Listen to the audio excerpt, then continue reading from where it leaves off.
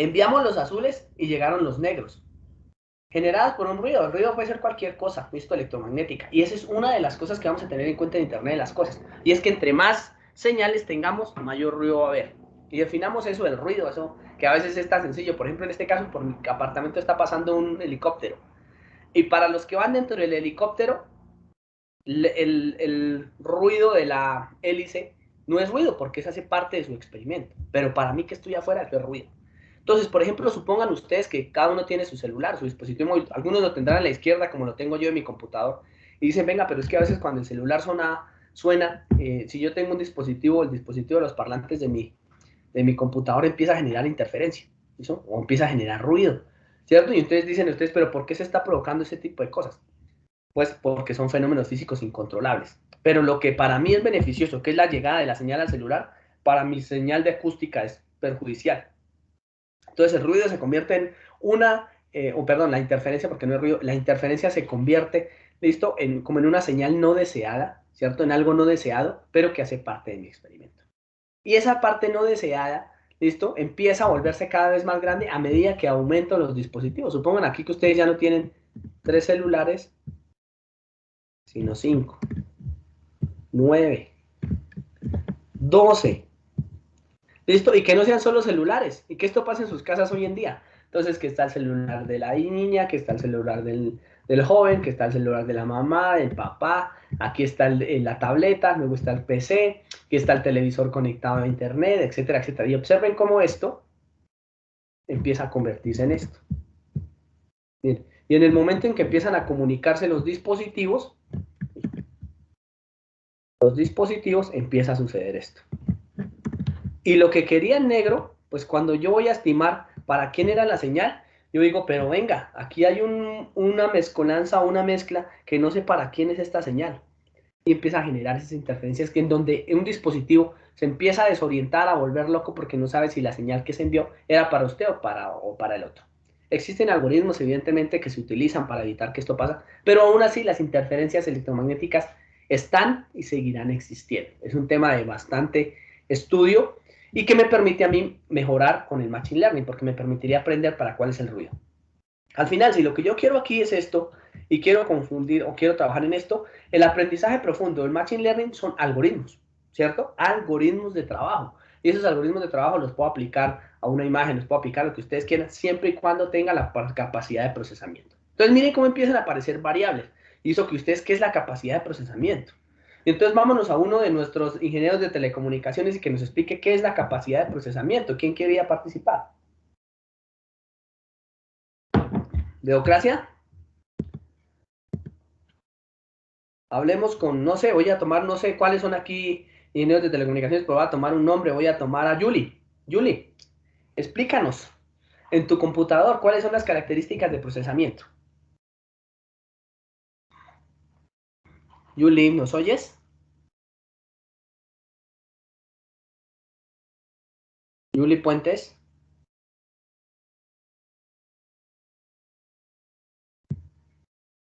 Hola muchachos, ¿me oyen, cierto? Sí, señor. Sí, señor. Sí, señor. Vamos con Jamie. Jamie. Sí, señor. Explícanos, ¿cuáles son las capacidades de procesamiento de tu computador hoy, actualmente, con el que estás conectado? Ya le digo. Muéstranos tu pantalla si eres tan amable. A ver. ¿Les comparto? Ahí Sí, ya por ven. favor.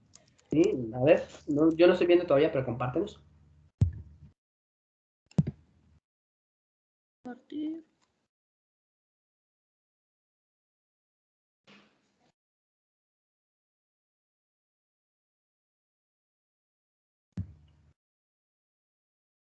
¿Vale, Jamie? Listo.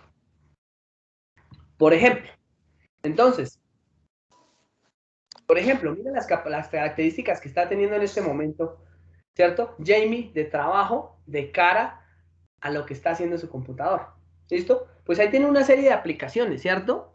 Tiene una memoria, una CPU, un disco y una red que empiezan a ser parámetros físicos que dependen del algoritmo de inteligencia artificial. Y miren cómo todo se empieza a entrelazar. Entonces nosotros decimos, bueno, tenemos algoritmos de Machine Learning. Bien, tenemos algoritmos de Machine Learning. Ahora, ¿tenemos un equipo que soporte los algoritmos de Machine Learning? No lo sabemos. ¿Tenemos algoritmos de aprendizaje profundo o de Deep Learning? Ahora, ¿tenemos un equipo que soporte esos algoritmos de Deep Learning? Y ustedes dirán, pero pues tendremos que empezar a detectar cuáles son las variables que necesitamos analizar para ver si eso lo resiste. Y aquí nos dicen de una cuáles son esas posibles variables. Observen, la CPU, entonces son detalles electrónicos. La memoria, un detalle electrónico. El disco, que son cosas diferentes, ¿no? Llámese memoria la RAM y el disco ROM, ¿no? Recuerden, sobre todo ingenieros de sistemas, para que hablemos todos en el mismo idioma. Y bueno, y la red, que tendría que ver un poco con los, digamos, los recursos que consume cuando estoy intercambiando datos, que se convierte en un parámetro importante porque ya nuestro equipo dejó de funcionar como uno solo, sino que empieza a funcionar como si fuese un equipo de equipos, ¿vale? Para que lo tengan en cuenta. Esas tres variables que ustedes están observando y que estoy relacionando de manera directa, por ejemplo, para un 2.5 GB, un Core i5, que está funcionando en este instante, los vamos a analizar de manera puntual en los sistemas embebidos. Pero quiero que lo vayan relacionando y que esa relación está directamente anclada a los algoritmos que vamos a manejar.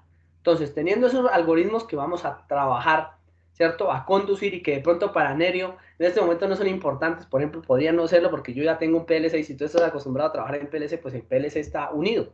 Pero los algoritmos de inteligencia artificial, sobre todo aquellos que se montan sobre hardware, porque no todos se montan en software, ¿listo? En este momento hay algunos que se montan sobre hardware, directamente sobre la tarjeta embebida, va a ser importante. ¿Listo? Gracias, Jamie, por esas características, pero empiecen a detectar esas variables. Entonces empieza a haber una mezcolanza de variables que ustedes van a tener que empezar a analizar de manera puntual para poder llevar a cabo estos algoritmos. Y nuevamente incluyo o intuyo, aclaro, que estos algoritmos de inteligencia artificial lo que buscan es que lo que yo envío sea igual a lo que yo recibo. Entonces, miren, tengo un sistema electrónico, un sistema de comunicaciones que está enviando datos, y debo tener a alguien que tome la decisión, por lo general, un elemento de hardware o un elemento de software.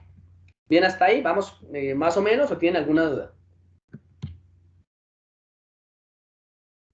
Listo. Entonces, silencio administrativo positivo. Acuérdense, muchachos, los que trabajan en proyectos, ¿no? Los silencios administrativos positivos, pues cuando usted se queda callado dice que sí. Y entonces, en ese orden de contextualización, digamos que nosotros entonces tenemos que hacer es un ecosistema. Un ecosistema es aquello que tiene en cuenta todo lo que funciona a su alrededor para que continúe trabajando de manera formal. Y para trabajar con ese ecosistema vamos a acudir al análisis Pestel. ¿Lo habían escuchado? Muchachos, señor. Sí, señor. ¿Listo? ¿Qué podían hablarnos ustedes del análisis Pestel? Escuchamos comentarios. ¿Quién dijo que lo había escuchado?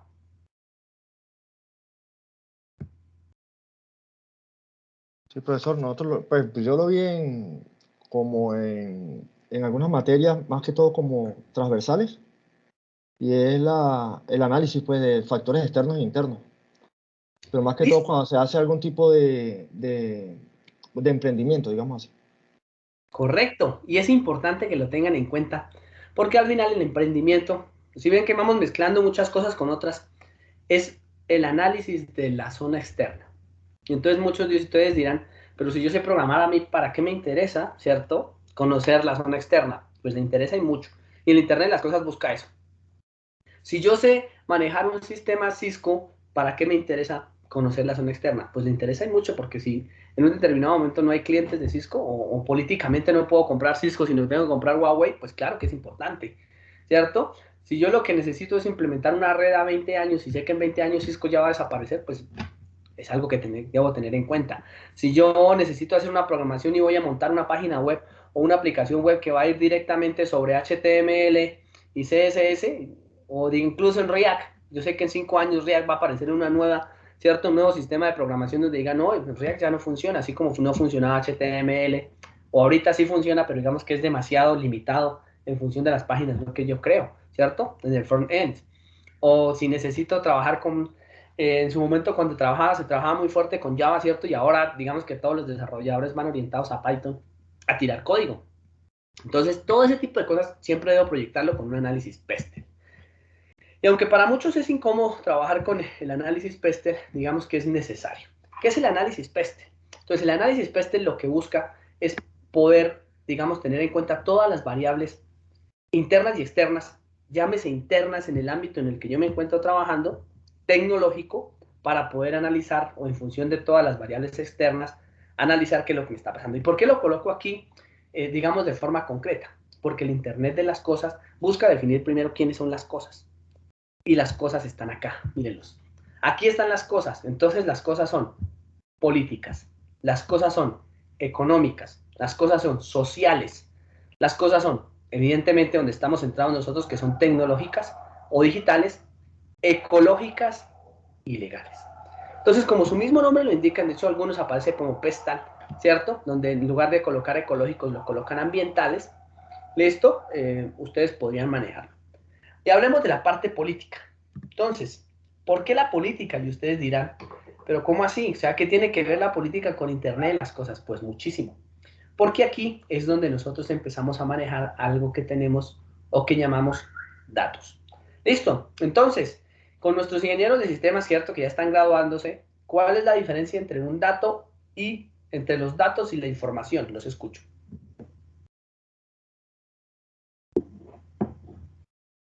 Muchachos, hay que empezar a participar. Los escucho.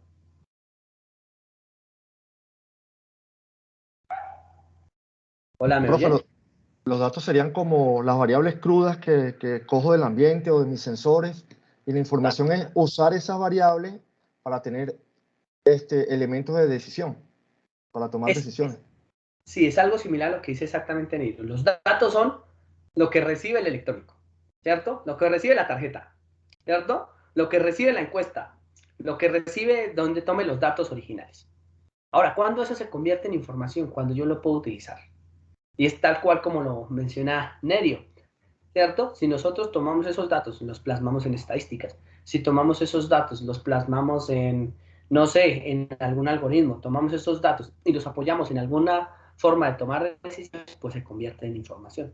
Sin embargo, ese tránsito entre tomar la data, ¿cierto? Que muchos de ustedes hablan de la data, y convertirla y transformarla en información, tiene unos pasos intermedios.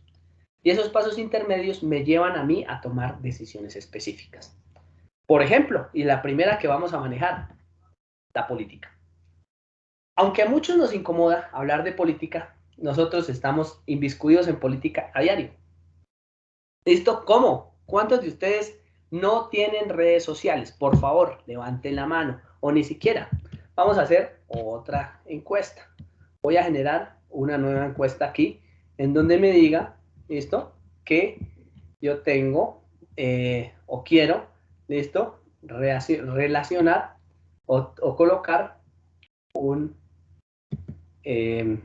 una red social. Vamos a hacer aquí una pequeña encuesta. Voy a que ejecutarla. ¿Listo? Yo voy a colocar aquí redes sociales.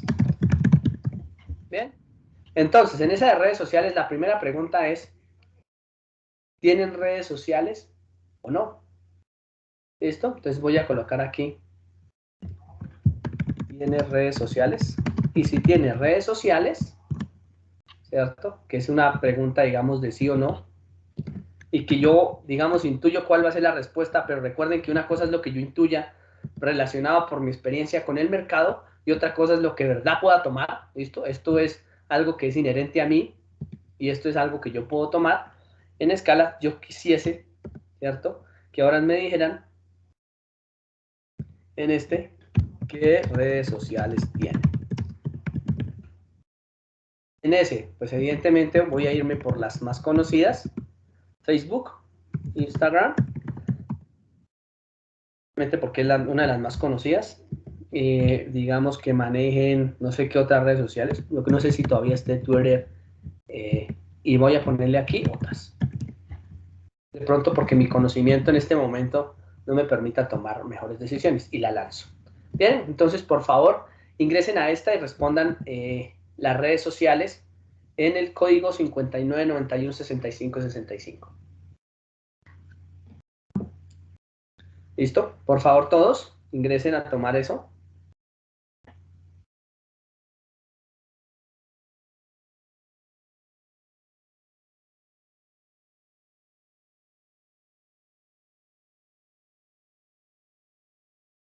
¿Listo? Van 7 personas que han respondido, 8. ¿Listo? Siempre debemos tener quórum. Respondan ambas preguntas. ¿Les salen ambas ya o no? Sí, ahora sí.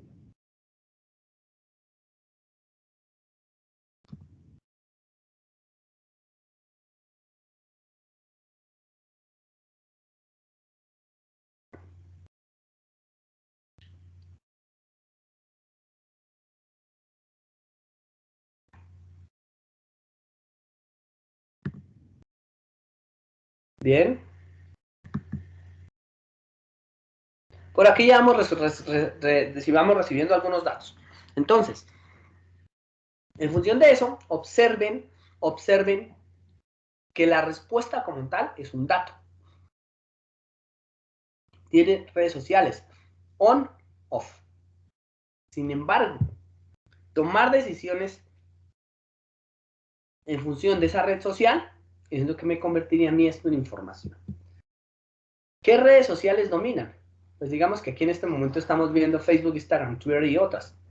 Digamos que otras, yo conozco estas 3, la verdad, digamos que son las que más conozco, me permitirían tomar o hacer un pequeño panorama. ¿Y por qué voy a esto y qué relación tiene esto con la política? Resulta y pasa que ustedes observaron en los últimos años, sobre todo en lo que tuvo que ver con el año o las elecciones de qué año fueron, el 2017, 2016 tal vez.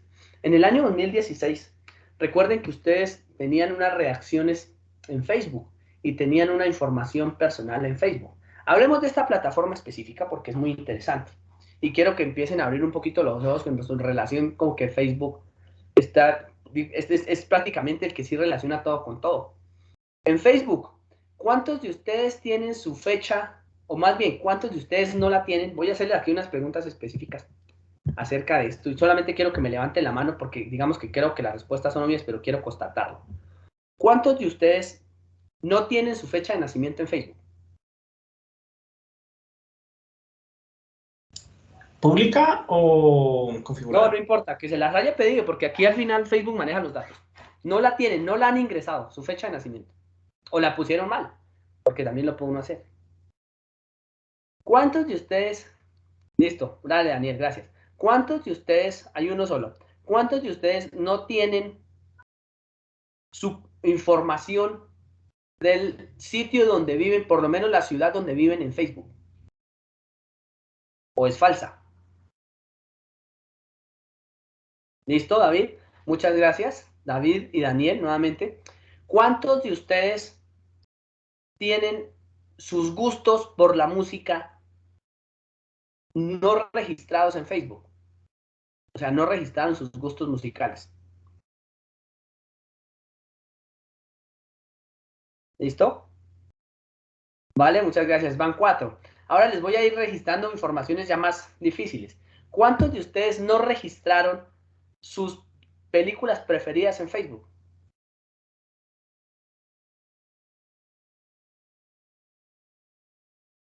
¿Listo? Como esperaba, evidentemente, cada vez más gente no ha registrado ese tipo de datos. Ahora, ¿cuántos de ustedes no registraron sus gustos personales en Facebook?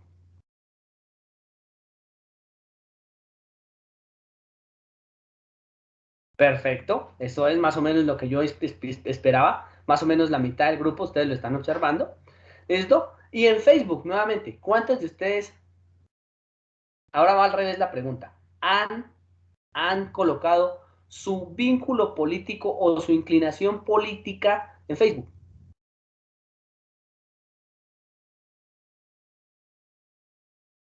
Dos, y deberían ser pocos. ¿Listo? Deberían ser pocos. Ahora, digamos que eso es común que ocurra. Observen por qué. En el momento en que ustedes dicen, yo quiero capturar datos políticos, pues tampoco le voy a decir, venga, ¿a usted le gusta el partido X o Y? No, sino que al revés. Genero contenido para que le den like. Ahora, voy con la pregunta, digamos que esto se llama una pregunta perspicaz. ¿Cuántos de ustedes le han dado me gusta a una publicación política?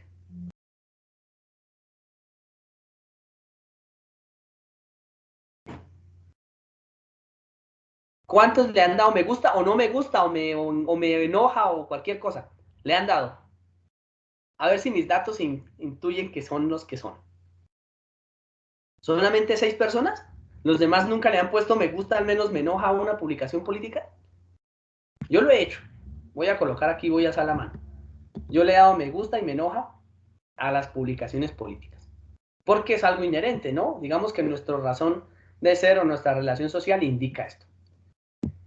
Yo esperaba aquí que casi todos, ¿cierto?, tuviesen esta mano levantada, ¿cierto? Yo creo que casi todos en cualquier momento le hemos dado me gusta o no me gusta a alguna inclinación política, incluso hablando de los paros, hablando de todo este tipo de cosas.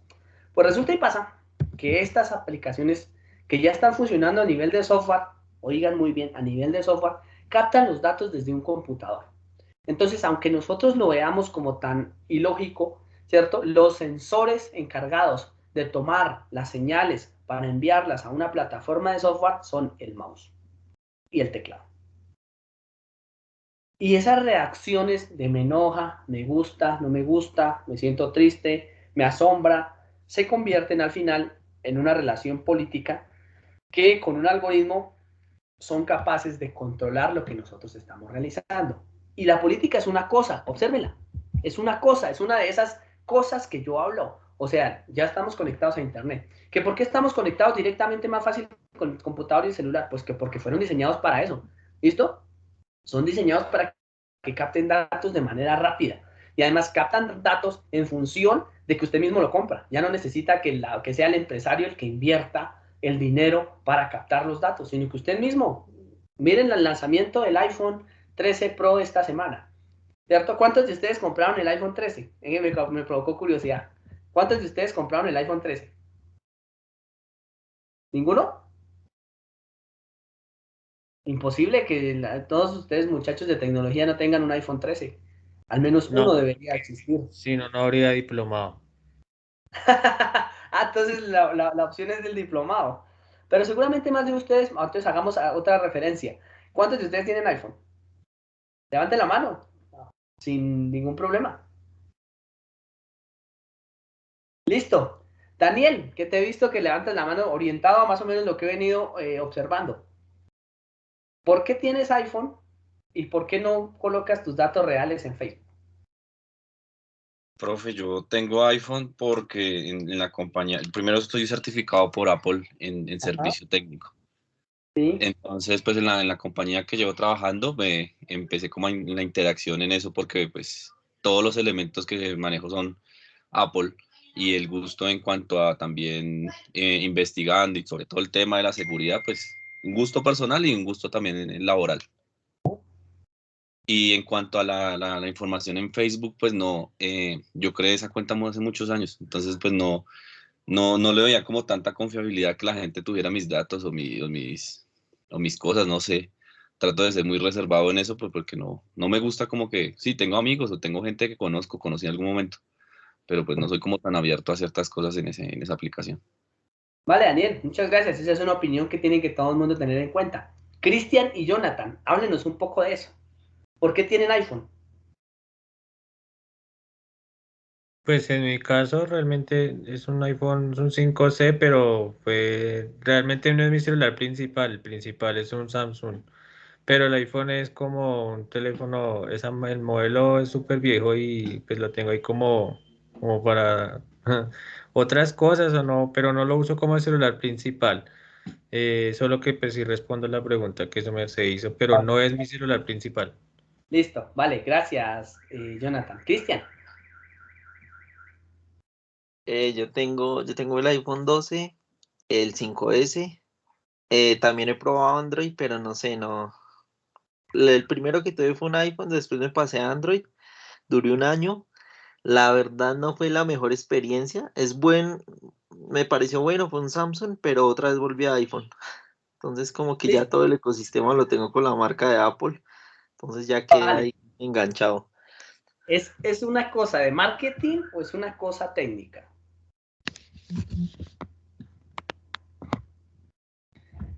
Cristian, no tienes por Eh, qué las, las marketing. dos, las dos cosas tienen que ver, ¿sí? Sí, por ejemplo, el 5S que yo tengo, pues, es como de hace 8 o 9 años. Funciona igual que el primer día, Ajá. ¿sí? Es algo ¿Y cómo te ha ido que con me las llama mucho la atención. actualizaciones? Sí, todavía recibe actualizaciones después de más de 8 años. Ah, bueno, perfecto. Pues desde ese punto de vista, súper bien. Pero bueno, digamos que intentando indagar eso y por qué la pregunta, lo iba orientado a la parte técnica. Observen que aquí hay industrias, ¿cierto? Que en seguridad, como lo mencionaba Daniel, digamos, controlan muy bien eso. Yo sé que Apple en la parte de seguridad está muy blindado porque la mayoría de virus están orientados a otros sistemas operativos. Y además la forma y la estructura en que se creó Apple, como la forma y la estructura en la que se creó Linux, que algunos lo conocerán, pues está orientado a que no tenga ese tipo de vulnerabilidades. Y además que no es masivo, ¿no? Estamos hablando de que no es masivo el uso. Si Apple fuese usado masivamente, seguramente los virus estarían orientados a trabajar con Apple, pero no es masivo, ni siquiera es beneficioso para una plataforma antivirus hacer ni un virus ni un antivirus. ¿Listo? Pero ¿a qué voy? Con la seguridad. Voy a que los celulares o de manera indirecta los elementos o los PCs o los elementos tecnológicos nos llevan a que nosotros interactuemos, bien sea con una marca u otra, en una red social. Y la ventaja o desventaja de la red social es que captura la información. Y ustedes lo saben, ingenieros de software, que independiente de que yo tenga una información, ¿cierto? Siempre la capta, independiente de que yo la publique o no la publique, lo único que significa es que no lo ve la otra persona, pero los administradores de la plataforma pueden ver esa información en cualquier momento e incluso usar esos datos para convertirlo en información que genere una inclinación política. Y aunque en mi concepto personal, esto es personal, yo estoy seguro que esto se ha usado hace muchos años, yo creo que desde por lo menos 2008 que se utiliza para las elecciones, es importante que lo sepan y que está ahí, ¿listo? Y ha sido usado no solamente en países de Latinoamérica, sino en países, digamos, grandes, en donde el no conocimiento de este tipo de prácticas pues digamos que hace que no se reglamente. Entonces aquí es donde, digamos, desde la parte de contextualización, puede estar haciéndose, pero no se sabe si está bien o está mal, porque legalmente no se había definido un marco en el cual estemos trabajando. Desventaja número 1, tanto la parte política como la parte legal va a la velocidad de la tortuga, mientras la parte tecnológica va a la velocidad de la liebre. Entonces ténganlo muy en cuenta. ¿Qué busca entonces en la parte política, en las cosas de la política? Primero, poder monitorear cambios de gobiernos con políticas sociales, ¿cierto? Es decir, cómo podríamos aplicar en función de una política que nosotros tengamos, por ejemplo, la de Colombia, la que tuvo que ver con la entrega de los dineros tras la pandemia, cómo poder controlar que esa política está teniendo una incidencia directa o incluso cómo poder controlar al menos que yo le estoy entregando el dinero a la persona que sí es, o que los bancos que están desembolsando el dinero lo están haciendo de manera acorde. De hecho, alguno de ustedes que decía que trabaja con plataformas bancarias sabe evidentemente que tiene que haber una persona que llegue al cajero. ¿Y quién es la plataforma electrónica? Observen cómo la plataforma electrónica es el cajero. ¿Quién es la herramienta de comunicaciones? Es cómo se comunica el cajero con la estación central, servidor y demás, ¿cierto? Que nosotros tengamos a nuestro acomodo. ¿Y quién es la plataforma de software? Pues la que entra, hace el backend, ¿cierto? Dice, mire, este retiró 80,000, entonces le quedaban 81,000. Entonces tomo el saldo, le resto los 80,000, le queda 1,000 y sé que lo hizo en tal cajero, con tal clave, con tal usuario, etcétera, etcétera. Todo eso es obsérvelo, una plataforma de Internet. Todo está conectado a Internet. Y miren que ya está funcionando. Ahora, los cajeros pueden tomar decisiones en el cual existan dos personas entrando al tiempo dos cajeros diferentes con el mismo usuario y ya la persona de la plataforma bancaria nos dirá, sí, eso puede pasar y eso está protegido. ¿Listo? ¿Por qué? Porque es casi imposible que entren al tiempo, pero podría pasar. ¿Cómo podría pasar? Con un ataque de hacker. Podrían hacerlo exactamente al mismo tiempo. ¿Listo? Pero para que lo vayan viendo. ¿Listo? Entonces todo está relacionado. Esa parte política me permitiría a mí ver si las decisiones políticas afectan de manera masiva. Masiva, ojo, esto no es para hacerlo en mi casa. Esto no es como cuando yo tengo el dinero en mi casa y le digo, le voy a dar no sé, voy a dedicar un dinero para el mercado, un dinero para mi hijo, un dinero para mi hija, etcétera, etcétera, y se los entrego a cada uno. No, porque esto, digamos que controlar 4 o 5 personas está bien, pero el control masivo es el que me lleva a mí a decir que es Internet de las cosas. ¿Vamos dándole el sentido? ¿Vamos con alguna duda ahí? o vamos intentando entender ya cómo se va estableciendo la plataforma y cómo hay relación con todo. Compromisos. ¿Sí, señor? ¿Vamos bien? Sí, señor. Sí, sí, Listo. profe. Bueno, entonces digamos que esto se pone interesante porque desde el punto de vista en el que nosotros estamos y podemos aplicar, aquí hay 50.000 licitaciones en donde ustedes van a poder sacar dinero, pero miles de licitaciones, o sea, los datos están regados por el mundo. Esto es como el que tiene monedas de 50 pesos por debajo del mar. Si usted se toma el trabajo de ir y sacar todas las monedas de 50 pesos debajo del mar, se hace millonario. Pero si usted no las ve porque dice que está debajo del mar y no las va a sacar, pues evidentemente que allá se van a quedar como los granos de arena, ¿no? Esto es como el que tomó los granos de arena y los transformó en vidrios. Él se hizo millonario porque sabe que nunca se van a acabar los granos de arena, pero los vidrios sí. Bien, y continuamos. Entonces, hay otro tipo de variables y estas variables están ligadas directamente a ese organigrama Pestel. Y ese organigrama Pestel es lo que ustedes tienen que identificar porque esas variables son las que estamos digitalizando. Esto es lo que están haciendo las empresas, ir y tocar la puerta en la política. Mire, necesitamos digitalizar esto, ir y tocar la puerta en todas estas, pero no las miremos desde la parte externa hacia nosotros, sino vamos nosotros, tocamos la puerta, sacamos el dinero y continuamos trabajando. Es importante que tengan esto en cuenta. Bien, compromisos electorales sobre mejora o cambios en un sector. Ese segundo ítem de los compromisos electorales nos habla directamente, ¿cierto?, de cómo, digamos, nosotros tenemos un plan de desarrollo específico para llevar a cabo dentro de una determinada zona, ¿cierto?, como ejecutivos, y en realidad podamos verificar que se está llevando a cabo. ¿Cómo ocurre esto? Entonces, vámonos a los órganos políticos. En los órganos políticos, ¿quiénes toman las decisiones? Los ejecutores, ¿no? Entonces, los ejecutores son los presidentes, los alcaldes, los gobernadores, etc. Ellos ejecutan el dinero. ¿Listo? Razón por la cual el acto legislativo, llámese Senado, llámese Cámara, llámese Consejo, llámese asambleas departamentales, etc., lo único que hacen es controlar las cosas. Ellos no tienen acceso a dinero y así debería ser. ¿Listo? Y el órgano judicial que se encarga de revisar que todos hagan las cosas bien. En ese orden de ideas, cuando yo me presento, ¿cierto? Como cuando ustedes se presentan a un cargo y seguramente será administrativo, se comprometen a realizar un plan de desarrollo específico. Entonces, por ejemplo, como lo mencionaban ustedes en alguno de sus apartados, si yo voy a ser la persona encargada de gerenciar, ¿cierto? Cuando tenga mi título y seguramente un posgrado, de gerenciar evidentemente una de las áreas de la empresa, pues yo tengo que tomar mis datos estadísticos, prometerle a la persona que está arriba que voy a hacer algo y ejecutarlo. Pues eso mismo pasa en la política. Y eso tiene que controlarse. Entonces, si la digitalización del país, que para allá va y está lista, y seguramente lo va a hacer dentro de poco, va a tener una plataforma, estoy casi seguro, en la cual, y que seguro ustedes hasta sean los que la monten, tenga un diccionario que tome el plan de desarrollo, extraiga la mayor cantidad de palabras de repetición y le diga, mire, usted se comprometió en su énfasis a hacer esto, aplicar, que iba a erradicar pobreza. Mira, aquí decía que erradicar pobreza muchas veces, entonces, ¿dónde está erradicar pobreza? ¿Listo? Y que tenga una realimentación. ¿A qué me refiero? Esto no es de hablar por hablar, sino que hay alguien que le está diciendo. Entonces debe haber una plataforma electrónica por debajo que me esté diciendo, oiga, venga, el haberle compartido, haberle dado dinero a las personas impactó sobre la pobreza, el haber generado nuevos empleos impactó sobre la pobreza. Todos esos datos que me empiezan a ser cuantificados. ¿Por qué no lo hacemos hoy en día? Por una simple y sencilla razón.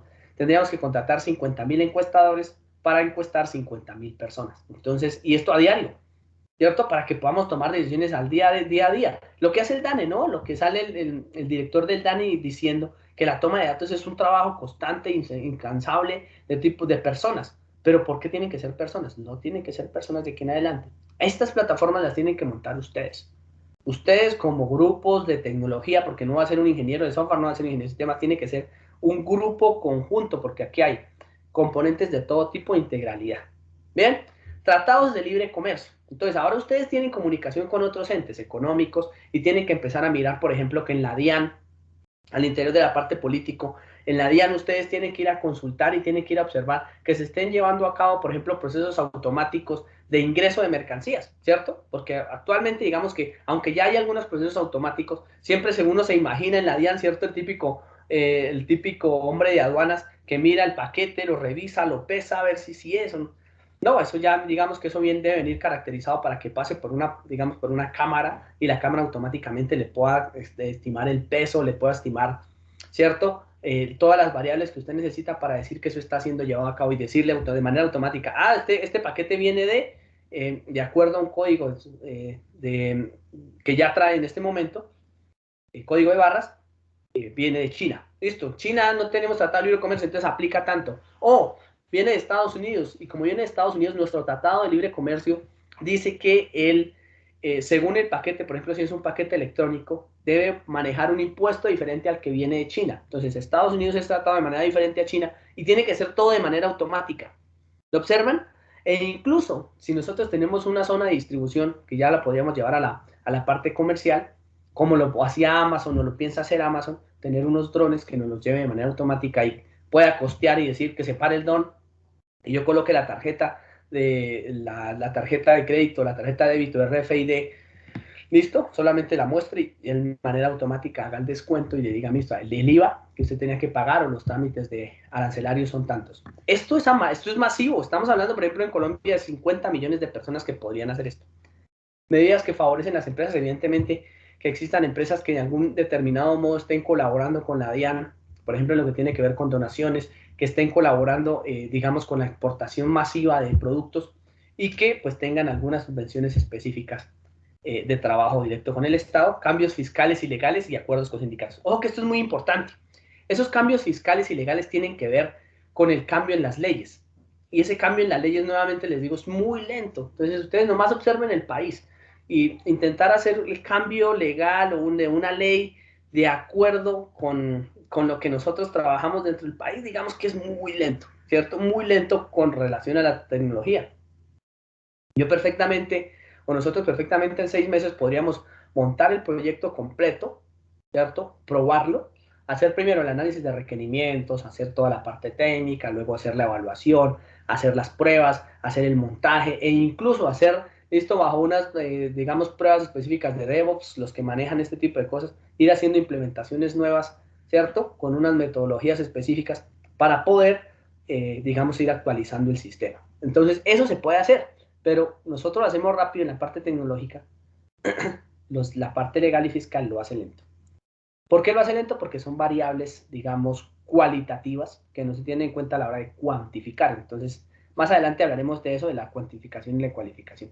Y los acuerdos con los sindicatos. Esto es lo bonito, ¿no? Esto es lo bueno. Ahora, hablemos de los que siempre están en la parte sindical o en la parte, digamos, no sindical, pero sí llamamos oposición, sea el gobierno que sea de un lado, sea del otro, siempre hay gente que no está de acuerdo con ello y te tiene que mantener también, digamos que de algún modo contenta, con datos, recuerden, con datos, y que incluso para el peor de los casos, si uno fuese una persona que intenta controlar todo, podría estar controlando absolutamente todo a todo mundo, miren, tanto los que están conmigo como los que están contra mí, porque así funciona la política. ¿Vamos bien hasta ahí? ¿Dudas? ¿Oportunidades? Infinitas, ahí hay oportunidades infinitas, porque lo que ustedes saben hacer, ¿cierto? En este momento, que es la parte de digitalización y tecnológica, pues digamos que la política no lo conoce o no lo sabe. Así que ustedes tienen la posibilidad aquí de extraer dinero por montones. Si nos vamos a la parte social, pues evidentemente que vamos a encontrar otro tipo de variables. Observen lo que estoy empezando a hablar, de variables que voy a detectar, pero siempre en un mismo ecosistema. Esto, entonces, esas variables de hábitos de consumo, incremento de inmigración, como lo vivimos hoy, por ejemplo, en Colombia, que esto es importante para nosotros porque nos permite manejar, digamos, estadísticas de lo bueno y lo malo que puede tener nuestro país en este tipo de cosas, el aumento de la tasa de natalidad, tasa de mortalidad, esperanza media de vida, mujer a la vida laboral, niveles de endeudamiento, ¿cierto? Ahorros, estructuras familiares diferentes, ¿cierto? Y la disposición de tiempos, que esto es importantísimo de cara, por ejemplo, a lo que nos sucedió con la pandemia, ¿cierto? Tener números específicos que me digan, venga, ¿por qué la gente tiene mayor disposición para poder o para querer tiempo de ocio? ¿Cierto? ¿Por qué quieren administrar mejor su tiempo? Porque ya no quieren viajar en autobús, o porque ya no queremos, porque yo tampoco puede que lo quiera, ¿no? Y esto en primera persona. Todos estos hábitos sociales cambian no solamente la perspectiva política, sino la perspectiva económica. ¿Listo? Y por eso el Consejo Nacional de Política Económica y Social, COMPES, se encarga de hacer este tipo de análisis. ¿Impacta a la economía? Ustedes lo saben de manera directa. ¿Listo? ¿Y por qué lo impacta? Por algo que nosotros llamamos el Producto Interno Bruto. ¿Cómo calculan el Producto Interno Bruto? ¿Cómo creen ustedes, muchachos, que en Colombia se calcula el Producto Interno Bruto? ¿Lo conocemos? ¿Los escucho? No, realmente no. Yo por mi parte no, nada. No, profe, yo tampoco. ¿Qué es el Producto Interno Bruto? Entiendo que es la capacidad de producir bienes finales, ¿no? O sea, Bienes finales. sin tomar en cuenta las materias primas que se usan para generar los bienes. Sí, en realidad es el valor de servicio final de bienes, de la producción y de la cantidad de dinero que genera eso. ¿Listo? Entonces, observen una cosa, porque el Producto Interno Bruto se basa en, podríamos decir en manera resumida, el dinero que nosotros producimos dentro del país. Y que si producimos más dinero, ¿por qué producimos más dinero? Porque estamos exportando mayores productos finales o fuera del país, pues evidentemente vamos a tener un mejor ingreso de dinero como personas, ¿cierto? Porque mantenemos una variable fija que es la cantidad de personas y si producimos más dinero, pues va a haber más, digamos, producto por persona, que es lo que uno intuye que podría pasar. ¿Cómo podríamos controlar esto y cómo se les podría a ustedes ocurrir que lo hace la DIAN o que lo hace el gobierno? ¿Cómo creen ustedes que en este momento lo hace el gobierno? En Colombia, por lo menos. ¿Será por las aduanas, las importaciones, las exportaciones, no sé? Puede ser, esa es una de las variables. ¿Cómo más? Factura electrónica. Factura electrónica, una más, otra más.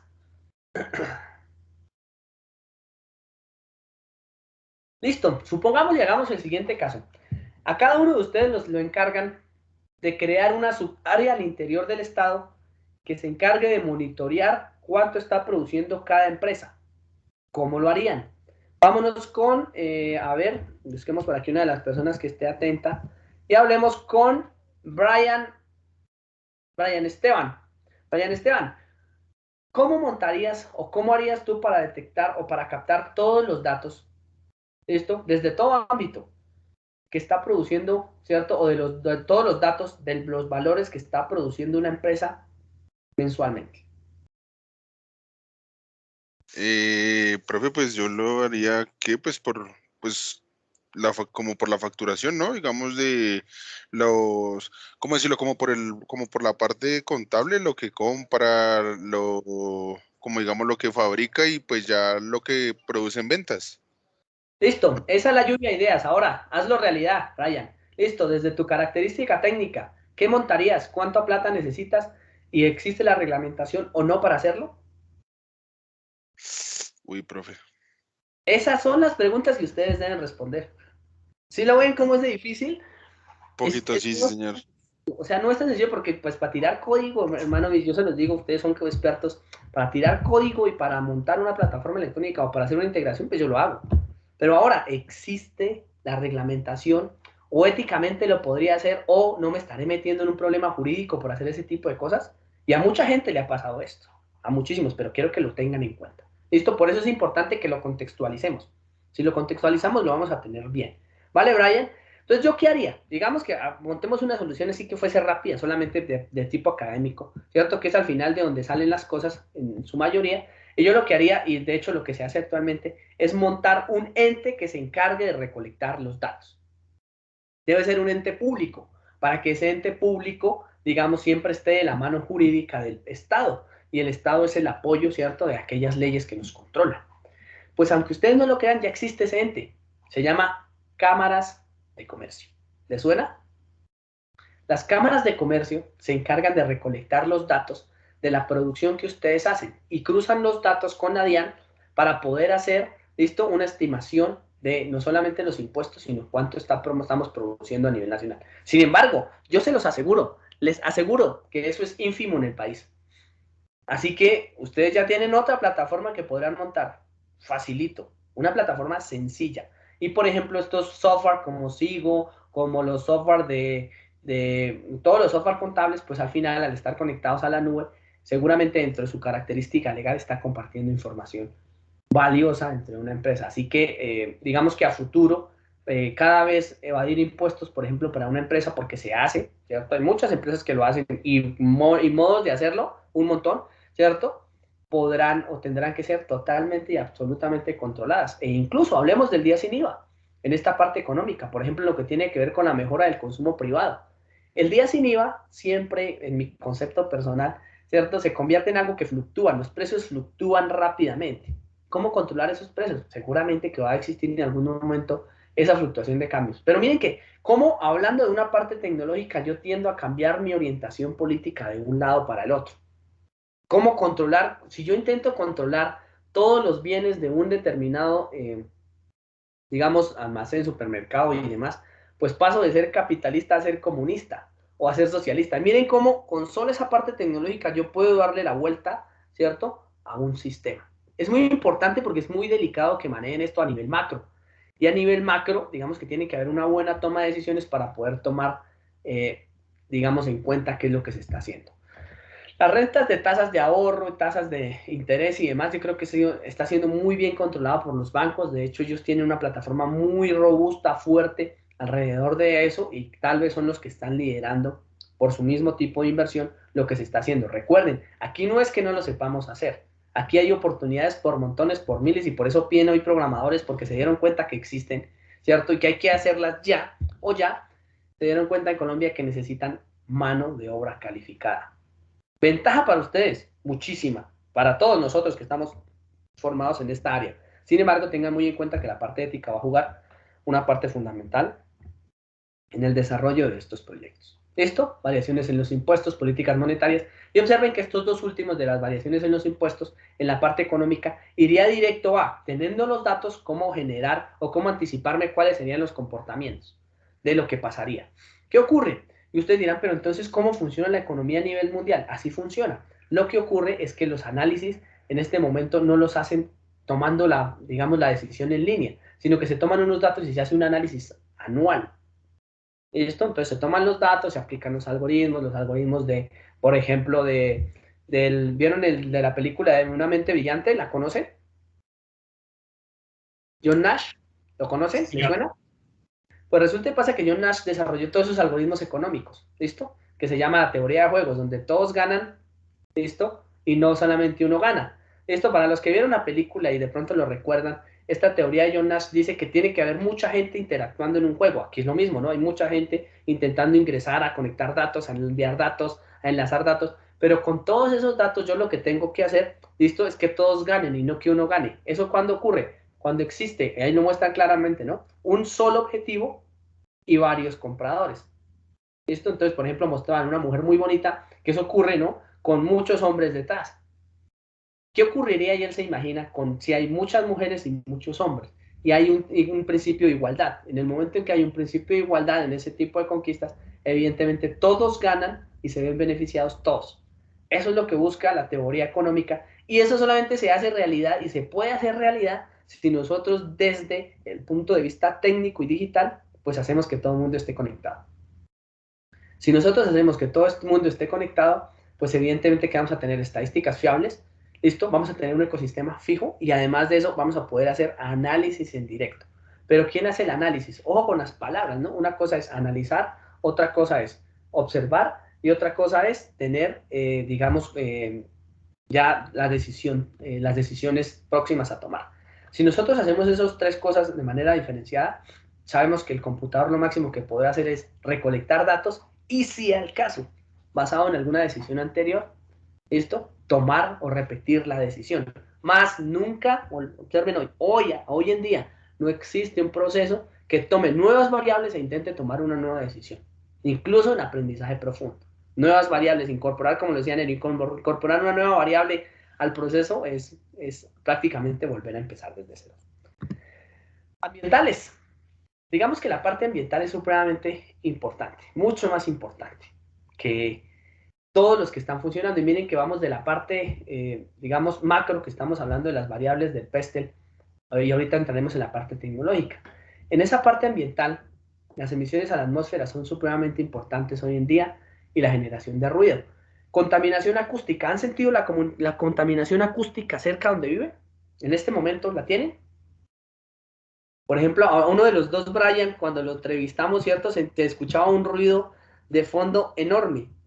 ¿Listo? Esa contaminación acústica y esos algoritmos que buscan la contaminación acústica, tiene que existir un sensor. ¿Cuáles son los sensores que captan la contaminación acústica? Escuchamos a nuestros ingenieros de telecomunicaciones. Ultrasónicos, creo que se les denomina. ¿Los cómo? Ultrasónicos, creo que es. Sí, depende de la esta, pero al final la más fácil, los micrófonos, ¿no? Es eso, ¿no? Un micrófono es algo que me mide a mí si hay ruido o no hay ruido. Acústico, por lo menos. ¿Listo? Y después toma esa señal y me la lleva a un determinado escenario donde lo podamos controlar. Vertidos o vertidos de aguas residuales. ¿A qué me hablo? Aquí llamo aguas residuales. Algunos de ustedes han tenido la posibilidad, sobre todo los que viven en las ciudades principales, de pasar por la periferia de las ciudades y observar la contaminación de aguas. Yo supongo que sí, casi todos. ¿Listo? ¿Por qué creen que se produce esa contaminación de aguas? ¿Porque botan el agua residual a las fuentes? ¿O porque no hay quien controle quién bota esas aguas residuales a las fuentes? ¿Listo? De una cosa y de la otra. Entonces, si nosotros logramos tener evidentemente esos sensores, por ejemplo, si hubiésemos tenido los sensores o hubiésemos tenido los sensores aquí en el río Bogotá, que es una fuente de agua contaminadísima en nuestra ciudad, o el río que ustedes tengan más cercano en la ciudad en donde se encuentren, evidentemente que hubiésemos podido disminuir esa contaminación de aguas. Y ustedes dirán, pero entonces, ¿cómo le digo a la industria que no botes agua? No, bótela, ¿listo? Pero aprovechela. Esos residuos que ustedes o que la mayoría de empresas botan, por lo general siempre tienen un uso final. Siempre es posible hacerlo en cualquier proceso que ustedes observen. Los que manejan, digamos, en este caso, o han trabajado en ámbitos petroleros, lo saben. Listo, que pueden aprovechar desde la gasolina, el querosene, perdón, hasta, digamos, el trabajo con lo que tiene que ver con pavimentos. Entonces ahí se aprovecha absolutamente todo. Eso, digamos que va vinculado directamente a los recursos, ¿cierto? El consumo de recursos, poder reutilizar las cosas, ¿cierto? Poder tomar esos residuos y reutilizarlos. Incluso en esto o en el país hay una gran fuente que ustedes podrían utilizar y es el manejo con la utilización de energía por desechos orgánicos. ¿Lo han escuchado? ¿Han escuchado de esa generación de energía? Por ejemplo, que yo tome todo lo que me sobra de los alimentos, ¿cierto? Y eso empieza a oler inmundo. Todo el mundo lo habrá experimentado. Y esos residuos los meten dentro de unos recipientes específicos y esa presión y ese olor empieza a generar energía. Esto, la presión, ¿cierto? De la descomposición de los residuos genera energía. Y eso, digamos que en los Países Bajos, ¿cierto? Llámese Holanda, ¿cierto? Donde se encuentra este tipo de generación de energía, es algo muy importante. Y ahora generan o necesitan más residuos de los que tienen. Digamos que esto en Colombia sería una maravilla, porque el desperdicio que tenemos en este momento por residuos es bastante alto.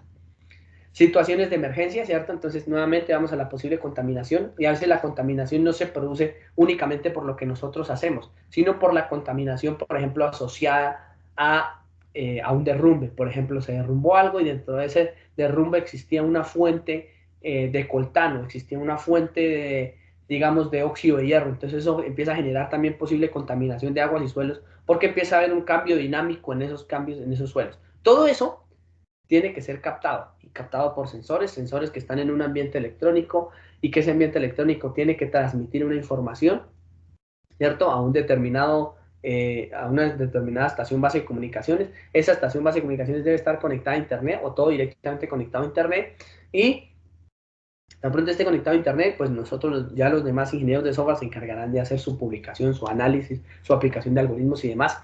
Devuelven la información y una vez está procesada esa información, pues nosotros lo que vamos a hacer es tomar decisiones. ¿Listo? Entonces tengan muchísimo cuidado con esto. Esto digamos que también se va orientado a cuidar nuestras fuentes ambientales y la parte legal. Y que es al que quiero llegar y al que dejé de últimas por cosas puntuales, es el que quiero discutir con ustedes. Y quiero que ustedes me den una respuesta a la pregunta que les voy a hacer.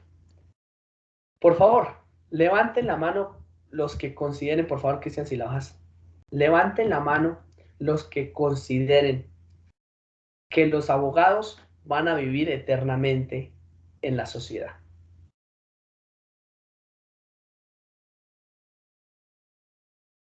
Es decir, que siempre vamos a necesitar de los abogados, jueces y fiscales.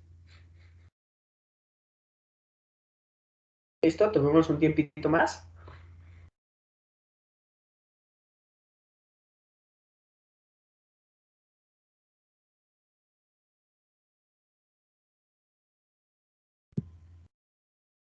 Wow, veo que les gustan los abogados bastante a ustedes. Observen que casi todos, o por no decir solamente 2, 4, 6, 7 personas dijeron que no iban a sobrevivir eternamente. No bajen la mano todavía, déjenla arriba, por favor. Andrés Felipe, ¿por qué consideras que los abogados van a desaparecer? Andrés Felipe Briñez.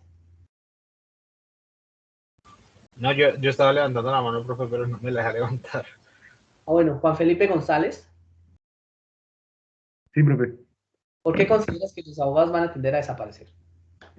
Pues como cualquier trabajo digamos que ha surgido durante los últimos años, profe, yo creo que la tecnología de alguna forma en algún momento va a desaparecer algunos trabajos que son tan analógicos, sí, como tan manuales, y pues eso incluye todo lo que tenga que ver con leyes y cosas jurídicas. Siento que en este momento no se puede, pero en algún momento va a llegar la tecnología que pueda reemplazar a alguna persona con conocimientos jurídicos, o bueno, algo así. Sí, eso es lo que pienso yo.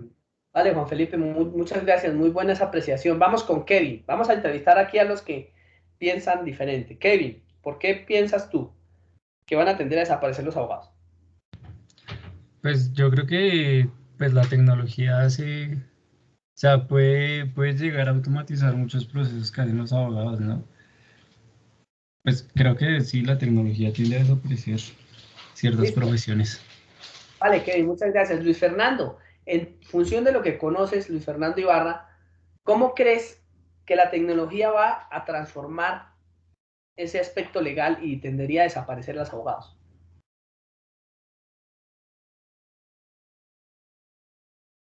Luis Fernando.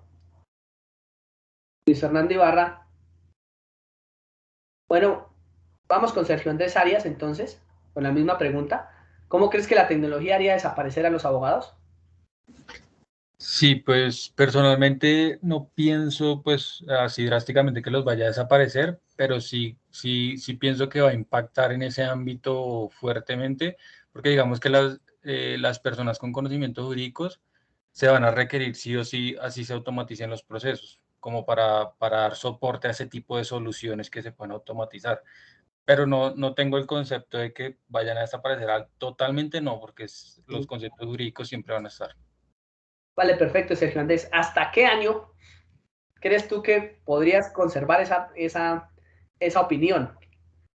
Yo digo que es a muy largo plazo, yo realmente no lo veo muy a corto plazo, sino digamos 10, 15, 20 años. Listo, gracias, Sergio, muchas gracias. Vamos con Daniel. Daniel, la misma pregunta para ti. ¿Cuánto tiempo crees que podría pasar antes de que la tecnología sea capaz de reemplazar a los abogados? Profe, pues tampoco lo veo como a tan corto plazo, pero yo pienso que sí, yo creo que ya la gente, o no sé, alguna sociedad debe estar ya pensando en eso. Pues son como ciclos, ¿no? Eras, pienso yo. Entonces, de pronto se puede llegar a pensar que en alguna otra era no se necesitan de esa rama jurídica o judicial, sino que puede automatizarse o puede, no sé, programarse. Las leyes están, entonces meter las leyes y mirar cómo son las cosas, los trámites, bueno, no sé, pero un poquito, no tan cerca, pero sí lo veo posible. Vale, perfecto, Daniel, muchas gracias. ¿Y Julian? Julian, ¿ya volvió con nosotros? Julian Alexis, ¿está con nosotros ya o no ha salido de su cita médica? ¿Está solamente conectado? Creo que está solamente conectado. Bueno, entonces miren cómo lo veo yo. Y esto es una opinión personal. Las leyes tienen dos características fundamentales. ¿Listo? La primera, hay cosas que cambian y cosas que no. Por ejemplo, lo que está reglamentado a cierto modo de ver cambia la aplicación de la pena, ¿cierto? Por lo general en una ley, delitos menores, ¿listo? Y la ubicación. Sin embargo, la parte legal está asociada a una variable que conocemos nosotros en la parte dura, ¿cierto? De las ciencias duras como el volumen, y es donde vamos a meter a todos y a todos se convierten en delincuentes. ¿Listo? Entonces, digamos que el hecho de que los abogados utilicen variables que no están en el sistema, porque observen que por lo general cuando un abogado está haciendo una defensa de un caso, utiliza variables que están y otras que no están en el sistema, obligan a que tengamos que crear cosas. Esa es la razón fundamental por la cual digamos que desaparecer los abogados se va a hacer a largo plazo, como muchos de ustedes piensan. Puede que se haga, puede que nosotros ya no estemos vivos, se contempla la posibilidad, pero hay una cosa que sí se puede reemplazar y es la decisión de los casos. Por ejemplo, por eso buscan siempre que exista la prueba fundamental, ¿no? La flagrancia. Entonces, cuando existe ese tipo de cosas, pues digamos que eso sí puede ser reemplazado a más corto plazo. Sin embargo, digamos que la aparición de otra vez repito, de nuevas variables dentro del juego es lo que tal vez tenga más difícil de superar la parte legal. Por eso existen comisiones, ¿listo? Y hay comisiones que avanzan más rápido que otras porque los cambios son muy rápidos. Por ejemplo, la Comisión de Telecomunicaciones en este momento, ¿cierto? La Comisión de Defensa de la Competencia. Todo ese tipo de comisiones de aspectos legales que tienen que ir evolucionando en función de lo que está sucediendo alrededor, pues tiene que ser, digamos que, tenido en cuenta. Pero hay que darle prioridad a otros. Por ejemplo, lo que ustedes decían. ¿Cuál fue la forma más sencilla o cuál es la forma más sencilla, por ejemplo, para un sistema masivo de evitar las filas? Pues implementar una plataforma digital. Aquí es algo similar. Bien, sin embargo, estamos hablando de personas y a las personas, digamos que hay que tenerlas en un sitio específico, real, donde ya no pueden vivir en la parte digital. ¿Listo? Ejemplo típico de este primer reemplazo legal, se los voy a mostrar. Lo que tiene que ver con la plataforma de endeudamiento. ¿Cómo se llama esto? La que lo reportan a la gente, la que se reporta a la gente cuando no paga. ¿Cómo se llama? Data crédito. Data crédito. Data crédito, ¿cierto? Miren que data crédito es una forma de juzgar, en la cual, digamos que por eso creo que se dieron cuenta y tuvieron que ahí echar para atrás un poquito. ¿Listo? En el momento en que la persona debe, la obligaban, bueno, creo que esto ya se quitó recientemente, la obligaban a estar sancionada durante un tiempo. ¿Lo observaron? Y decía la persona, pero ¿por qué si yo ya pagué sigo reportado? Pues esta era una forma, miren, claramente de reemplazar ahí un juez. Lo sancionan por no haber cumplido con una determinada regla que trabaja en un marco legal general como en Colombia. Obsérvenlo bien, ¿listo? Que uno tiene esos detallitos pero no se da cuenta. Y esa es una plataforma digital que cuenta con todas las características del país para poder trabajar, ¿cierto? En Internet. Funciona en Internet y el estar conectado a Internet hace que esa parte legal sea una cosa. ¿Listo? Miren que ahí existe dentro de lo mismo legal una reglamentación. Y seguramente alguien se dio cuenta de esto que yo les estoy diciendo y dijo, venga, pero ¿por qué nos están sancionando si ustedes no son jueces? Y ahí es donde viene digamos, el encuentro, el choque entre la parte tecnológica y la parte legal. Y por eso la parte legal tiene que ir muy rápido. ¿Listo? Pero no ocurre eso. No ocurre eso en ningún tipo de casos. ¿Listo? Entonces, al no ir tan rápido, la parte legal en función de la parte tecnológica es donde a veces se provocan algunos, digamos, obstáculos que superar. Eso para que lo tengan en cuenta, digamos que si bien nos vamos contextualizando y entramos al que nosotros sí sabemos manejar, y es el tecnológico. Ahora, ¿qué necesitamos nosotros hacer a nivel de país y a nivel, digamos, por lo menos en Latinoamérica para poder hacer un desarrollo tecnológico perfecto? ¿Listo? Primero, y esto depende de ustedes, señores, que trabajan en la parte de telecomunicaciones, la penetración de Internet. Entonces, ¿cuáles son nuestras barreras para no poder hacerlo masivo? Y era lo que hablábamos con Nerio, que Nerio decía, bueno, ya están implementados. Sí, está implementado en una empresa, está implementado en una cadena de empresas, pero no está implementado a nivel general. Barreras, evidentemente, la penetración de Internet a nivel nacional y que los anchos de banda sean lo suficientemente buenos. Claro, se mejoró un montón en la pandemia porque se dieron cuenta o nos dimos cuenta de que había que hacerlo, así que ese fue un impulso que se tuvo grandísimo. La tasa de desarrollo tecnológico, es esa tasa de desarrollo tecnológico que nosotros seamos capaces no solamente de manejar las herramientas tecnológicas actuales, sino de generar nuevas. Entonces, digamos que en términos de software, estamos muy bien en esta tasa de desarrollo tecnológica, pero necesitamos impulsar más el hardware. ¿Qué es el hardware? Que nosotros seamos en el país, y esto es una idea para que ustedes la tengan ahí, de generar electrónica. Entonces, ya construir dispositivos, construir integrados, construir tarjetas, no es tan complicado como lo era en un principio. Así que este negocio está virgen en Colombia y hay que hacerlo, ¿listo? Colombia se puede convertir, digamos, en realidad en una producción masiva de elementos electrónicos como lo es China, si lo sabemos hacer y lo sabemos invertir. Ténganlo muy en cuenta. Ahí les voy botando ideas porque eso es más o menos lo que se ve en el panorama desde el punto de vista académico. Esta información la encontrarán porque yo, digamos que logro anclar en algunos determinados instantes todas las variables, lo mejor que puedo, evidentemente, para que ustedes, digamos, que puedan ir orientando hacia dónde lo están planteando. Y todo esto tiene que tener o ser tenido en cuenta en cualquier cosa que ustedes planteen, porque no es solamente técnico. Nuevos medios de comunicación, y centrémonos aquí un poquito en los nuevos medios de comunicación. Y esto es lo que yo quiero que hablemos, porque desde este punto de vista, aquí es donde más nos podemos demorar. Y lo desglosé para que ustedes lo entiendan, cómo funcionan esos nuevos medios de comunicación y cómo pudiésemos llegar a tener nuevas cosas. Entonces, en esos nuevos medios de comunicación, discutamos un poquito por acá, ¿vale? Y por aquí tenemos la mano alzada de, a ver, de Nerio. Nerio, coméntanos, ¿qué quieres hablar?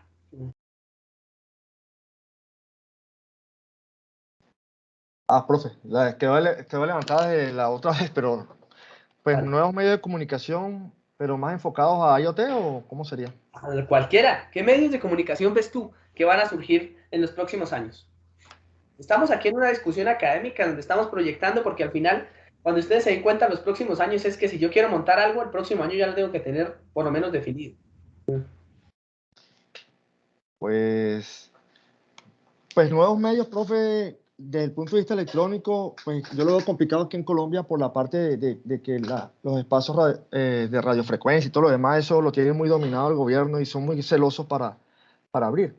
De hecho, por ahí creo que en otras conferencias que tuvimos anteriormente, hablaban que no entraban aquí algunos medios de comunicación para IoT de largo y mediano alcance. No me acuerdo, Zigbee, no me acuerdo cómo se llamaba, porque pues no está reglamentado, ¿no? Y si se llevó tanto tiempo tratar de reglamentar nuevos espacios radiofónicos o de una nueva televisora, imagínense cuánto va a tardar esto. O sea, por ahí hay un problema, ¿no? Porque todo Sí, eso claro. está regulado. Correcto, Nerio. Entonces, para dar contextualización a lo que dice Nerio con respecto a los demás, sobre todo a los ingenieros de software. Las telecomunicaciones funcionan en función de la frecuencia de trabajo y que aunque nosotros no lo observamos, por ejemplo, en términos reales, las frecuencias son lo que están escuchando ustedes en este momento, señales que trabajan entre 0 y 20 kHz. Las señales que no escuchamos, como las señales de AM, ¿cierto? Que vienen empaquetadas, encapsuladas para que las podamos escuchar, tienen un sistema electrónico que permite que trabajen en su interior, ¿cierto? De manera general como una modulación, ¿cierto? ¿Qué es modular? Esto es como el cantante, cuando el cantante empieza a subir los tonos, ¿cierto? Empieza a subir el tono y logra modularlo en una determinada nota. Nosotros hacemos lo mismo en la parte electrónica y de telecomunicaciones, pero en frecuencias que no son escuchables, que no se oyen. ¿Listo? Y ahí es donde ese rango de frecuencias hasta que llegamos a la luz visible son trabajados para poder realizar comunicaciones específicas. Esos rangos de frecuencia, como lo menciona Nerio, digamos, están siempre reglamentados y se convierten en un activo, ¿cierto? Activo del país. Entonces se cobra por usarlo. Se les cobra a las emisoras, se les cobra a las industrias de teléfonos, se les cobra a todo mundo. Sin embargo, eso se reglamenta, ¿cierto? Todo se reglamenta. Entonces yo, para poder solicitar un espacio en una emisora tengo que realizar tal procedimiento. Y lo que dice Nerio es, ¿y qué pasa con LoRaWAN? Empiezo a nombrarlo, solamente lo voy a nombrar más adelante, lo voy a trabajar porque esa se hace parte de la tercera parte. Esto que aunque yo le voy a dar la vuelta y les voy a mostrar primero los protocolos de comunicación, LoRaWAN se convierte en, digamos, el futuro de la comunicación. Incluso LoRa es gratis hoy. Utiliza unas frecuencias específicas que están mezcladas incluso con las de celulares, aunque no lo crean. Funcionan en unos algoritmos que permiten independizar las señales, pero todavía no está regulado. Así que en este momento, por ejemplo, yo podría hacer comunicaciones en LoRaWAN y a mí el Estado no me puede decir nada porque no lo tienen ni siquiera en el radar. Por eso les digo todo. Esto ni siquiera ustedes están cometiendo algo ilegal. Puede que en 20 años les digan a ustedes, pero ustedes son iguales que los que contrabandeaban whisky en una determinada época o los que transportaban estos eran ilegales. Digo, sí, pero en su momento no lo soy. ¿Listo? Para que lo tengan en cuenta. Cristian, ¿te escuchamos? Cristian Jiménez, se le quedó la mano arriba. Bueno, continúo. Ese tipo de cosas, listo, de nuevos medios de comunicación, hace referencia a qué medios voy a trabajar. Entonces, uno, LoRaWAN, ¿listo? Un protocolo de comunicación que profundizaré más adelante, que es similar a Wi-Fi, que es similar a Bluetooth y que trabaja el medio inalámbrico. Es decir, lo conecto como tengo en mi access point, ¿listo? No en Wi-Fi ni en Bluetooth, sino pues en LoRaWAN. Yo más adelante lo profundizaré en la parte de IoT, en esas nuevas alternativas. El segundo, Li-Fi. ¿Le suena? Después lo profundizo igual, pero ¿le suena Li-Fi? L-I-F-I. Creo que es por luz, ¿no? Sí, señor, Eduardo, totalmente. El mismo Wi-Fi, pero por luz. Entonces, esto equivale a tener su bombillo y por el bombillo es que yo voy a transmitir todas mis señales de comunicaciones. Ojo que esto sí es maravilloso, porque eso quiere decir que con solo tener el bombillo encendido tengo acceso a Internet. ¿Listo? Y por eso es el Internet de las cosas, porque no es solamente eso, los bombillos. ¿Listo? Existe en este momento, se me fue el nombre de un aplicativo, algunos de ustedes lo deben tener en su casa, que ustedes le mencionen el nombre, le dice súbale volumen y él le sube volumen, prenda luz y él prende la luz. ¿Lo conocen? ¿Cómo se llama? Espérenme un segundo. Alexa. Alexa. virtuales. Alexa, ¿listo? Yo lo tengo en alguna o lo vi en la casa de un familiar que dice, Alexa, enciende la luz, ¿cierto? Miren la combinación de energías. Ese se puede convertir fácilmente en un nuevo medio de comunicación, ¿cierto? Entre Alexas. Y uno perfectamente puede decir, Alexa, comunícate con mi abuela. Y él se comunica entre Alexas con el de la abuela. ¿Listo? Y le puede decir, mira, te está llamando tu nieto. Perfectamente. Ojo con esos medios de comunicación. ¿Listo? Son síncronos. Síncronos como estamos aquí en vivo y en directo. Síncronos. ¿Listo? Pueden existir otros asíncronos. Bien, como pueden ser los de los viajes espaciales. ¿Listo? Imagínense, nuevos medios de comunicación para un viaje a Marte. ¿Qué se les ocurre? Con este señor, con Elon Musk. ¿Qué se les ocurriría a ustedes proponerle? Ustedes los llama Elon Musk y les digo, bueno, necesito que trabajen conmigo. Pero, por favor, díganme un nuevo medio de comunicación que se les ocurra. No importa lo absurdo que sea. ¿Listo? ¿Qué se les ocurre, señores? ¿Alguno que tenga algo en la cabeza que algún día no haya dicho nada o que sea muy Futurama, que sea muy futurista?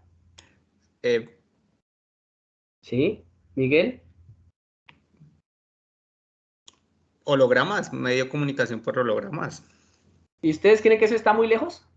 No, mucho. ¿No mucho? ¿Vieron? Con el tema del metaverso, no. Es correcto. Para eso es el metaverso, ¿no? El metaverso es para generar los hologramas. Aunque ustedes no lo crean, nosotros, digamos que yo hice recientemente una experimentación en la universidad en donde trabajo, en donde digamos que tenemos el casco de realidad virtual, todavía no tenemos el holograma, pero con el casco de realidad virtual pudimos hacer mantenimiento de elementos en aviones y entre cursos de entrenamiento en aviones. Es decir, por ejemplo, lo que ustedes llamaban el curso técnico de electricidad o el curso de tecnología en electricidad, ¿listo? O los cursos de tecnología en electricidad, ya no los tengo que hacer en vivo y en directo. Como los laboratorios no los tengo que hacer en vivo y en directo, sino colocan el casco y el casco de realidad virtual de una vez usted toma los dispositivos, los coloca, los conecta, los mide en un orden específico y el software de manera automática les está diciendo si lo hizo bien o lo hizo mal. Por ejemplo, un técnico automotriz que necesita ensamblar el motor, necesita ensamblar de manera automática los cilindros de los cilindros como van a ingresar al motor o de la caja digamos, de cambios de un carro, y si lo meten en un orden específico, funciona, si no, no.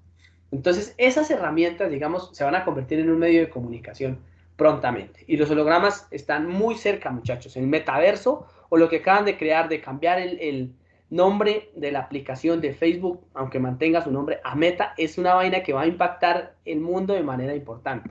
Y miren lo que ocurre, el medio tecnológico se convierte en algo más importante que el medio político. Si no, comprueben los pulsos que hace Google o que hace Facebook con Donald Trump y los presidentes de Estados Unidos. Solamente observen eso y se van a dar cuenta que el medio tecnológico va a pasar a dominar el mundo. ¿Listo? Si ya no lo está dominando. Entonces, en este momento, Mark Zuckerberg es más importante, ¿listo? Y es más difícil de capturar que Joe Biden. ¿Listo? Entonces ténganlo muy en cuenta, ¿listo? Vayan mirando ese tipo de variables, suena interesante, ¿no? Y digamos que desde el medio tecnológico vamos haciendo esos medios de comunicación. Pero ojo, porque los medios de comunicación, hablamos es del medio de comunicación, ahora hablemos del artefacto, ¿listo? Hablemos de la electrónica o el artefacto. En esa orden de ideas, todos los artefactos de comunicación han evolucionado en función de lo que esté en ese momento mayormente descubierto. ¿A qué me refiero? Lo último que nosotros pudimos trabajar y tratar con lo mayormente descubierto se conoce como la electricidad. ¿Listo? Es el medio más importante que se desarrolló en los últimos 200 años. Sin embargo, ustedes olvidan de lado la teoría de la relatividad. Y esto es académico neto. Y todo el mundo dice, uy, esa vaina, ¿quién la entenderá? Sabrá más da que quién la entiende. Pero resulta y pasa que alrededor de la teoría de la relatividad aparece y del efecto, digamos, del efecto electrón-fotón, el efecto fotoeléctrico, ¿listo? Que es por el que recibe Albert Einstein su Nobel en 1915 o 16, no recuerdo bien ahorita, es lo que se convierte en el gran desarrollo de las telecomunicaciones. Convertir una corriente eléctrica, esto, en una señal inalámbrica es lo que nos tiene donde nos tiene hoy en día con el desarrollo tecnológico. Pero viene un desarrollo más fuerte, y es el desarrollo de la fotónica. Ahí viene el Wi-Fi, ¿cierto? El desarrollo de la partícula puntual como la luz y el fotón, y la asociada a la teoría de la relatividad, muchachos, nos va a dar nuevos medios de comunicación. Es decir, que el celular perfectamente en su interior ya no va a funcionar por señales eléctricas, sino por señales de luz visible. Y posiblemente nosotros nunca lo veamos. Posiblemente lleguen 50, 100 años, pero eso va a pasar más temprano que tarde. Bien, desarrollo de tecnologías. Digamos que estas tecnologías CRM y Business Intelligence pues ya están acá, ya estamos trabajando con ellas. Algunos de ustedes me imagino que ya trabajarán CRM y Business Intelligence. ¿Estoy de acuerdo o no? ¿Conocen qué es un CRM? Muchachos, conocemos CRM, Business Intelligence, ¿cierto? Inteligencia de negocios. Digamos que esto es muy común en donde estén trabajando, sobre todo los que están a nivel o van a estar a nivel administrativo. Esto tiene que ser el pan de cada día. ¿En qué se basa? En poder tener los datos controlados y centralizados de una sola plataforma como lo tengo yo hoy aquí. Observen esto. Miren, yo tengo todo centralizado, todo lo que hago aquí en Teams. Y aquí los tengo centralizados a todos ustedes. Entonces, en el momento en que yo los agregue, les puedo crear tantos canales como crea, les puedo controlar los archivos en donde ustedes van a poder encontrar aquí todo lo que necesitamos, podemos controlar los videos y todo está centralizado.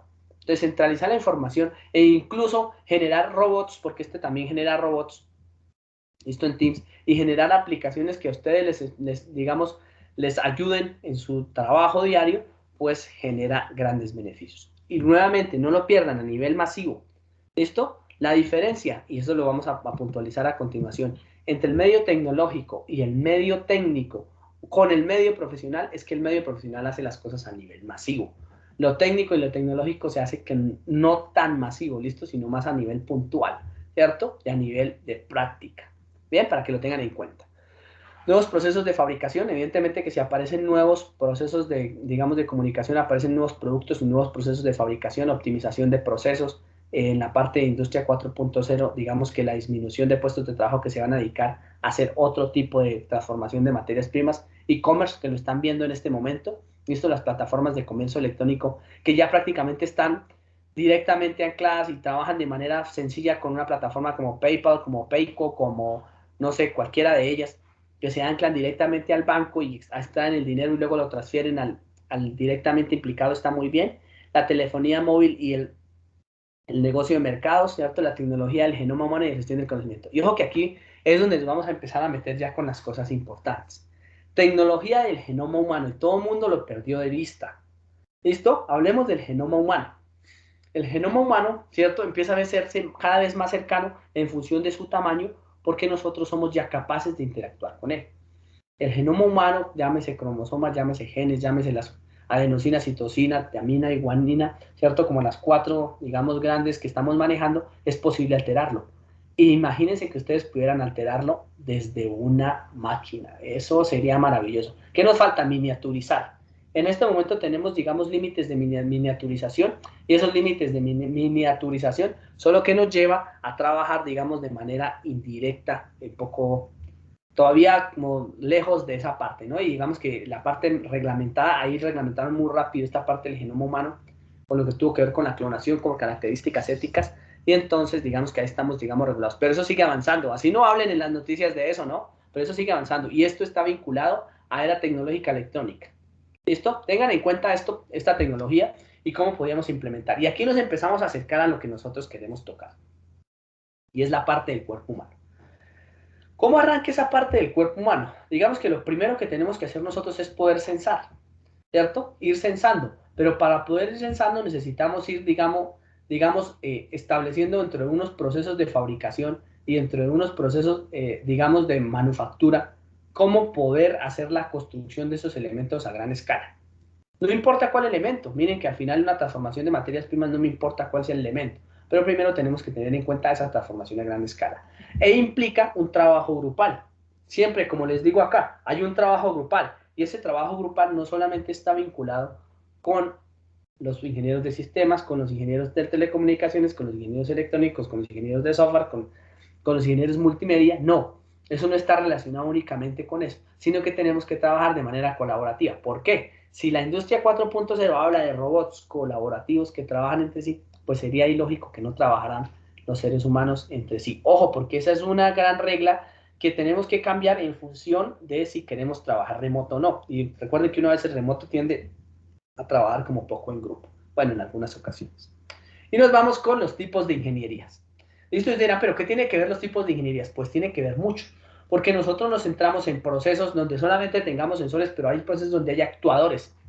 ¿Listo? Entonces vamos a empezar a hacer una definición aquí pequeña, y la voy a colocar por aquí. Una vez yo estoy en el medio tecnológico, y antes de pasar del medio tecnológico a lo que tiene que ver con las ingenierías, voy a desglosar algo que tendría que ver como un diagrama de bloques. ¿Bien? ¿Qué tendríamos con ese diagrama de bloques? Resulta y pasa que en todo proceso, en toda cosa que ustedes quieran hacer, bien sea de tipo, digamos, industrial, académico, político, no importa, ustedes tendrán que organizar un diagrama de bloques inicial. Ese diagrama de bloques inicial me lleva a entender las interrelaciones que puedan existir en el proceso. Y esas interrelaciones me pueden, digamos, evitar un montón de dolores de cabeza. Para mi caso, si nosotros tenemos unas interrelaciones en las que yo estoy buscando, evidentemente, poder establecer cuál sería ese proceso, ¿cierto?, de manera automática, pues primero que tengo que hacer es establecer unos bloques. ¿Listo? Entonces, ¿quiénes van a hacer esos bloques? Primero, ¿quién ejecuta la acción?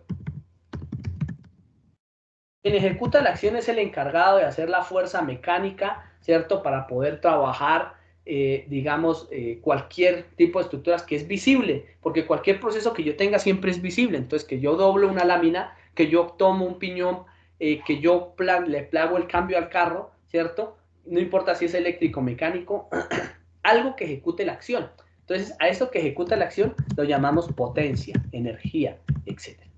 Esa ejecución de la acción siempre será hecha por una determinada, digamos, por una determinada demanda tecnológica.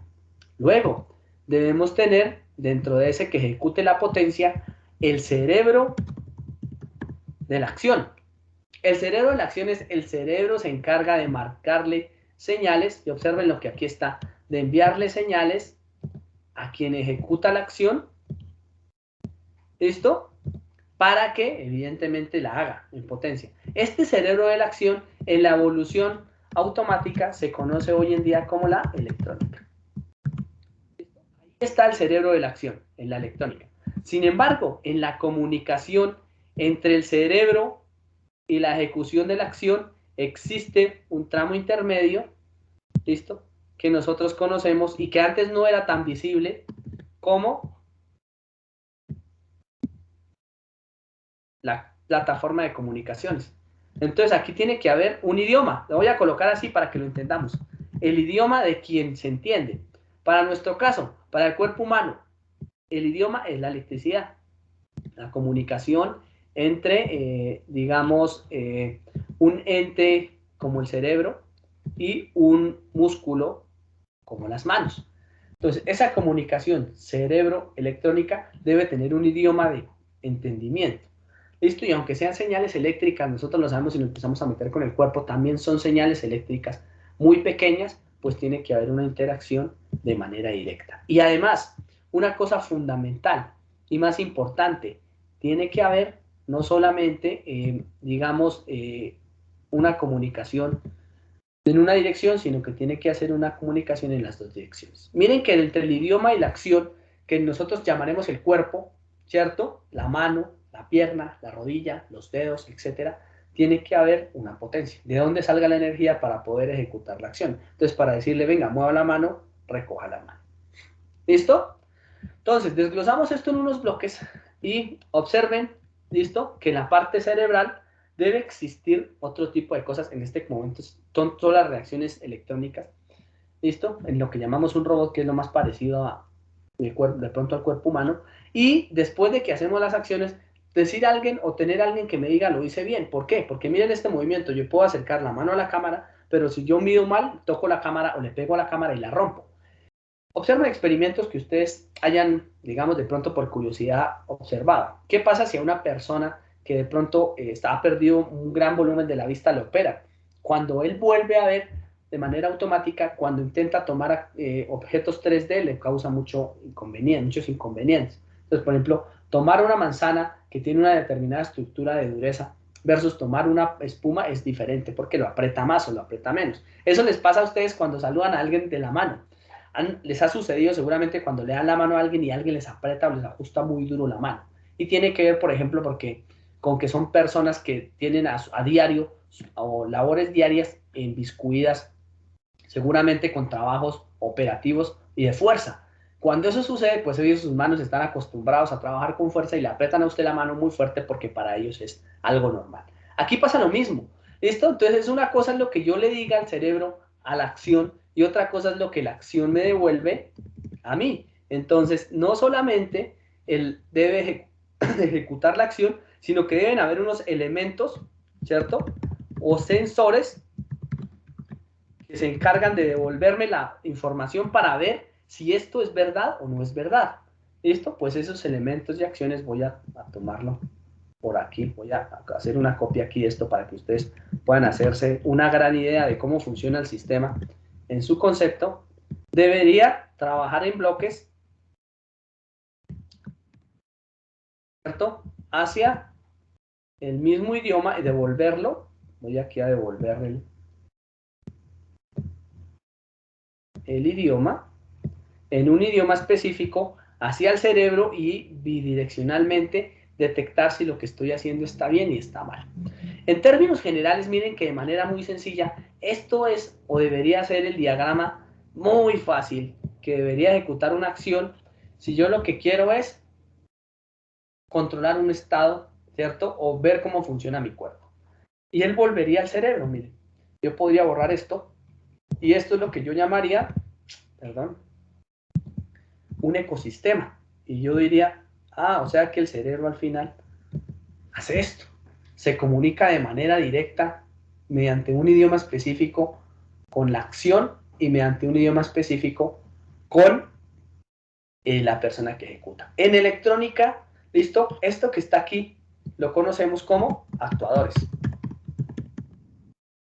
Y estos que se encargan de detectar la señal los conocemos como sensores. Características fundamentales, ¿listo? Y quiero que lo tengan muy en cuenta.